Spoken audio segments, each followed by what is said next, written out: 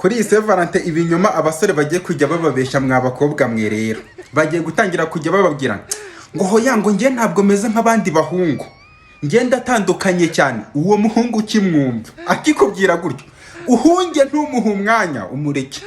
Ngo hoya ngo kandi sheri wa mukobwa ngo urasanga ngo wenda ngo sheri wawe mwatandukanye ngo ataraguhaga amafaranga, ngo wasanga ngo atarakudaba. Oya ngo ngewe nshaka ko mbese ntabwo uzigera umburana amafaranga. Niko abahungu bagiye kujya bababwira kuri iyi Valentin igiye kuza.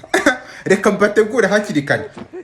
Uwo muhungu naza akubwira gutyo uzahita umureka, kubera ko uzaba ugiye kwiteza akangaratete gakomeye cyane.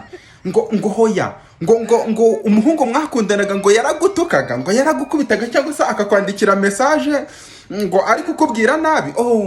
Nge ndatandukanye, ibyo sinshobora kubikora. Wa mukobwa uwo musore nuramuka umuhaye umwanya kazaba kakubayeho.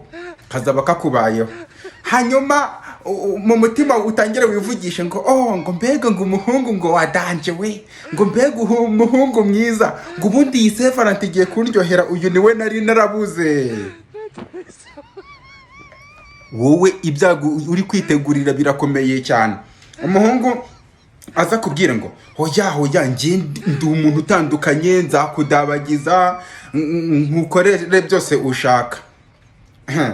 Abakobwa kuri iyi Valentin bagiye gutegura kuba abasingo maze ndi kubareba mwebwe mushuko n'utugambo turyoshye tw'abasore. Umusore yino Valentin arashaka kugira ngo bameze neza ajya kwimurika. Nako wa mukobwa ntabwo uzaba singo maze kuko azaba yaguteye inda y'impanga.